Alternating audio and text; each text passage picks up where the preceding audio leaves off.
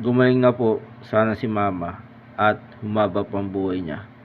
Makasampa pa ng barko si papa next year. Maging maayos na yung takbo ng karir ko. Magkaroon kami ng financial freedom at comfort life this year at next year. Tumama kami ng mega jackpot prize sa Ultra Lotto 658 this month at this year. Hiraya manawari lahat ito. Amen. The Toolbox Production with Baba Yaga Pictures. A Johnny Palma Toy Play Presentation present. Last Star Season 8, The Phantom of Sorrow, created by Johnny Palma. #NowPlay. Gawin mo to, Captain James, para hindi na mulit makita ang mga bangkay nila ng kanilang mga mahal sa buhay. Masusunod po, Don Luis. Buti na lang ay natunugan ko na naman ang masamang plano ni Don Luis at ni Captain James Harrison sa mga nandadaya sa sabungan at sugat. Kaya maaagawa pa ako ng paraan kasama kayo, Jack, Joaquin at Alejandro, upang mapigilan ito bago pa mangyari.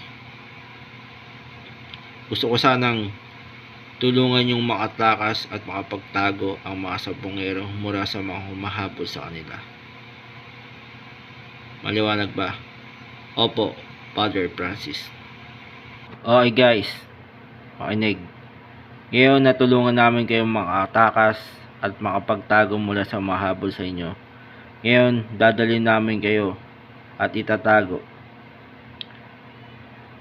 sa may taas ng bundok, malapit sa bahay ng kaibigan naming doktor na si Oscar Asada. Maliwanag ba? Maraming salamat mga senyor sa ginawa niyong tulong sa amin habang buhay namin itong tatanawin. Walang alaman yun mga sabongeros. Okay, makinig kayo. Tara na, bago pa mahuli ang lahat. Wala kayong dapat ipag-alala sa mga kaibigan yung sabongero, Jack, Joaquin at Alejandro. Ako nang bahala sa kanila. Magbantay at mag-asikaso habang wala kayo. Maraming salamat, Dr. Oscar Asada. Balikan nyo na lamang sila kung may kakailanganin pa kayo sa kanila at may katanungan pa kayo na isagutin. Sige po, Doktor. Alam mo, Diego, para lumakas ang iyong resistensya at spiritual na katawan at isipan habang nakakulong ka dito, bakit di ka sumali sa regular exercise naming mga Shaolin tuwing bibisita kami dito sa bilangguan?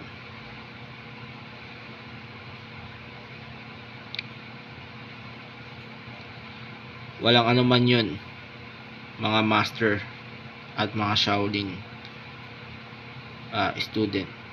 Sasali ako sa inyo ginagawang regular exercise tuwing dadalaw kayo dito sa may bilangguan. Para sa ganun, matuto rin ako ng mga techniques sa inyo. Di lang sa physical, pati na sa spiritual. Tama ang iyong desisyon, Diego. Sumama ka sa amin upang ikay matuto rin kung paano palakasin ng iyong katawan, isipan at spiritual. Jack, Joaquin, Alejandro, bakit na yan, Dr. Oscar Sada? Gusto ko sana magpatulong sa inyo na magbuhat ng malaking bato na ilalagay sa paligid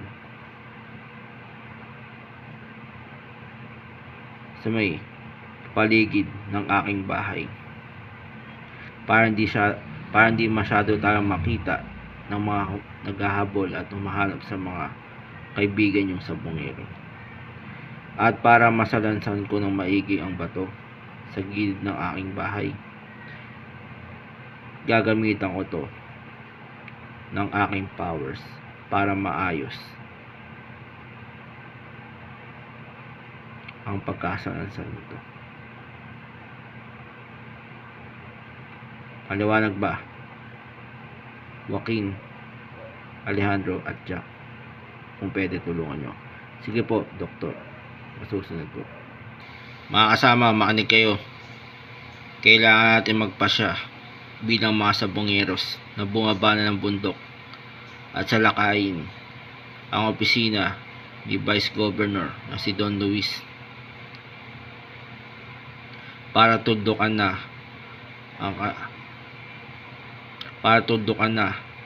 ang ating pagtatago at tapusin na rin ang pagbibintang nila sa ating na pandaraya.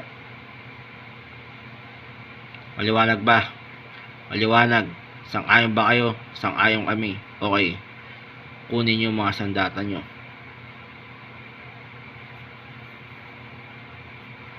At isa-isa tayong papasok ng palihim sa Municipal Hall. Liwanag ba? Opo. Sakto pa lang pagdating namin dito, Don Luis. Maabutan ka namin sa loob ng iyong opisina. At sino naman kayo?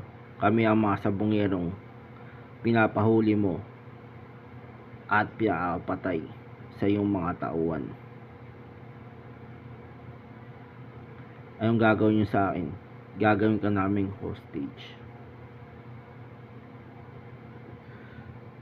Buti na lamang di ka na makakapalag sa amin dahil sa sobrang dami namin na pwede kang pagtulungan o ikaw papalag. Kaya nga, buti na lang at di na ako magpapalag sa inyo dahil sa sobrang dami ninyo at di ko kayong kakayanin labanan sa isa't isa. Makinig kayo guys. Kaya na pagdaan ko sa Municipal Hall sa loob ng opisina ni Don Luis, may napansin akong ginawang pag-atake ng mga sabongero sa kanya at ginawa siyang hostage ngayon. Buti na lamang nakabalik agad ako dito sa ating quarters para makahingi ng backup sa inyo. Ngayon, pupunta tayo doon at lulusubing natin ang mga sabongero na yun. Maliwanag ba? Yes po, Captain James Harrison. Magaling kung ganun. Ngayon, susugod tayo sa may Kapitolyo na may dalang mga kanyon.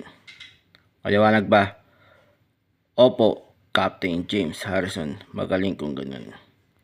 Guys, mga kapwa ko sa bongero, mukhang wala na tayong magagawa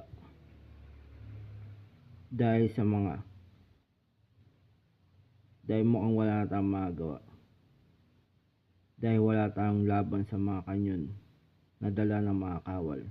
Kaya isa lang ang paraan na nakikita ko dito. Need na tayong sumuko sa kanila. Maliwanag ba? Maliwanag. Susuko na tayo sa mga kawal para hindi na tayo mamatay, masaktan pa, o kaya dumanak ang dugo pa dito ngayong araw na to. Sige, payag kami. Okay, sige. Sir, tignan mo yata mga sabongero, mukhang susuko na.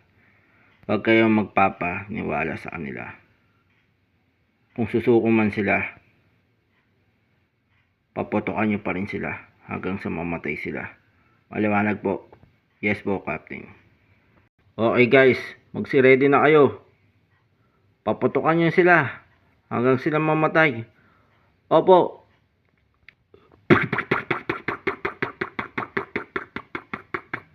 Ngayon, Captain, matapos maubos at mamatay sa ginawang pagpaputok ang lahat ng sabongeros, pwede nyo silang itapon ang katawan nila sa may dagat para hindi na sila makita ng mga mahal nila sa buhay. Opo, Don Luis. Captain, muntikan na ako doon kanina. Buti na lamang dumating ka para iligtas ako. Kaya nagpapasalamat ako ng marami sa iyo, pati na rin sa mga tauhan mo. Walang anuman yun, Don Luis. Tungkulin ko ang paglingkuran ka at pagserbisyon ka, pati na rin ang ialay ang buhay ko. Maraming salamat kung ganoon, Captain.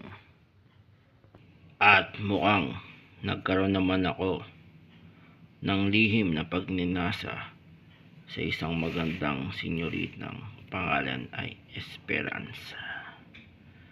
At bilang General Carmen David ng buong bayan ng California, kailangan mapasa akin ang kanyang kagandahan at maraos ko ang aking pagnanasa sa kanya.